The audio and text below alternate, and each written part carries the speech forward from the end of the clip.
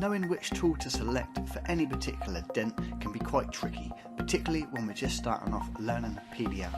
In this video I'm taking a look at a very standard everyday door dent, but I'm going to run you through my tool selection and why I choose the tool I do. Now if you haven't done so already, don't forget to hit that subscribe button. It helps you get up to date with every video release we do, and it helps my channel grow. Now I've got a few different tools in mind, so I've got a choice. I've got this flat curved bar, which is great for getting into this kind of window gap, pushing it back and really getting you to that body line. And it's got a really fine but curved tip that's great for pushing out the line without kind of causing too much high spot. But just here, the handle's catching the top of the door for what would be my ideal position. So whilst I can reach the dent with that tool, the angle I want to use it at is not quite enough to get me onto the dent for a nice clean finish. So now using the shorter version of my hockey stick style bar. Now this being the shorter version, it's quite easy on my arms in this position. So as you can see, I'm kneeling down. I can get the blade tip of that tool right behind the dent, and I've still got enough height between the kind of top of the door frame and my handle to allow me nice free movement on it. Now quite often when I'm doing body lines, if I can get my double bend bar in, that's going to be a really good option.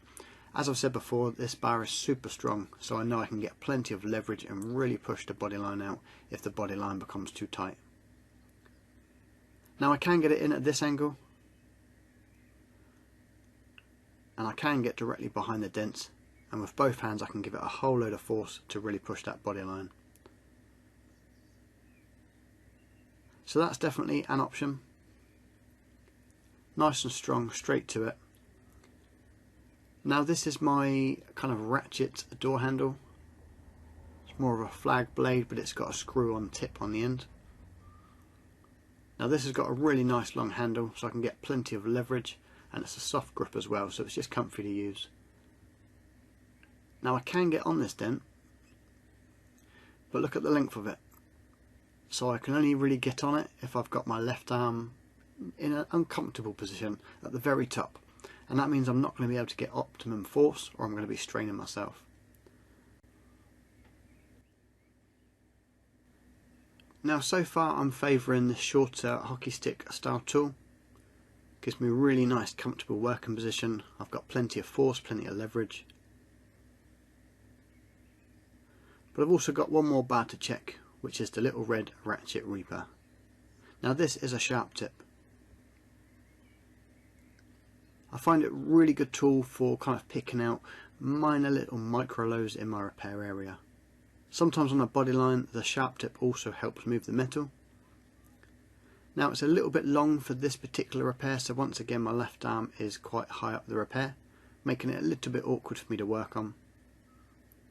I can turn it this way around and reach the dent quite cleanly, but I don't need a tip that sharp for this type of repair.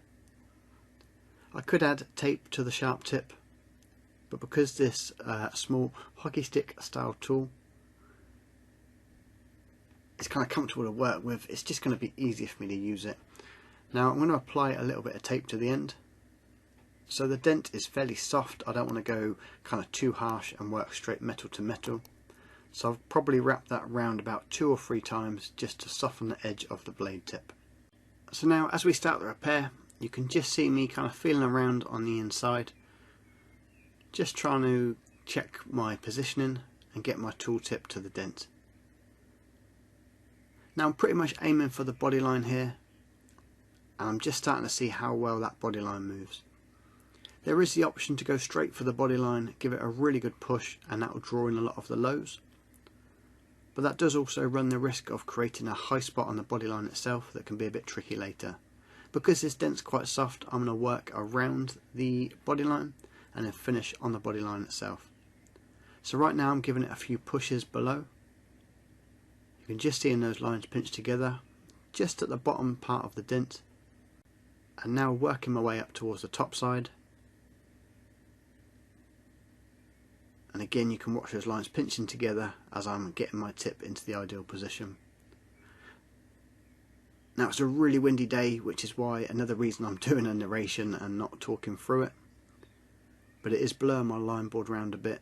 I've tried to keep it really still to make it easy, but just every now and again the wind just turns it and blows it.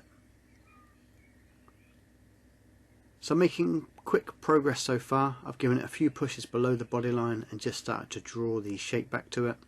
Then I put my tip above the body line and once again working the dents.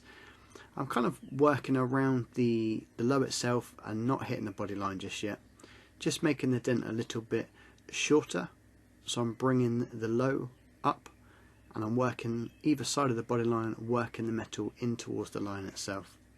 Now I can do that because the dent is not too sharp, it's not too creased on the body line. Now I've got my tool kind of in a good position on that low, just literally above the body line. I'm applying a little bit more pressure, holding it a little bit longer, and you can really see that metal start to sit into place now.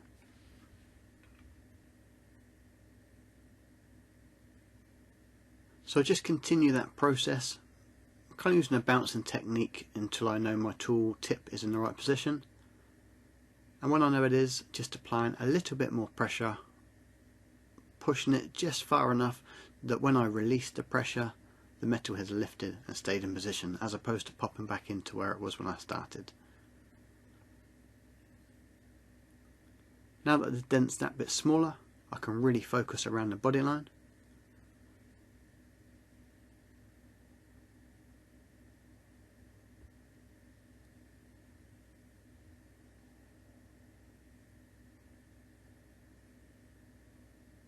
We can just see I created a slight high there, so just below the body line. I didn't have my tip quite on the body line itself, it was just below. I've actually created a slight high. Now because I've got the tape on the tool, it is only very slight and I can correct that with a little tap down.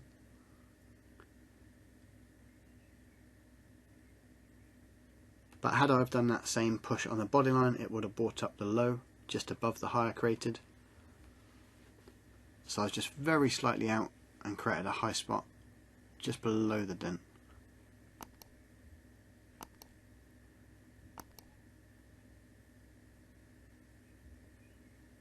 Now I've decided just to continue pushing the low on the body line, and then I'll come back and correct that high.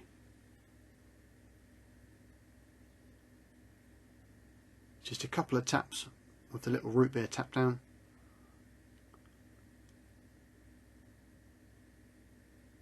Tap down the little high spot. Now we can see I've just got probably about 1 millimeter or so of a low spot on the body line itself. And at this point I'm just moving my head back and forth a little bit and just seeing if I can see any kind of tension, anything that needs to be kind of addressed while I've got my tap down and hammer to hand.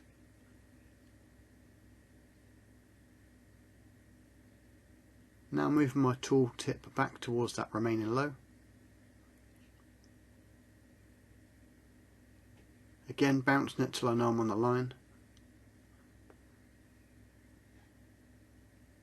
And once I can see I'm in that low, again just applying a little bit more pressure, pushing that metal up, back in that body line. To learn more about Paintless Dent Removal, click the link in the top right of this video now. It's going to take you over to the Learn PDR Online training membership. Here we have a full comprehensive training platform with full access 24/7, teaching you everything you need to know about paintless dent repair, from the tools to the methods and techniques. Sign up today and I look forward to seeing you on the inside. Thanks for watching.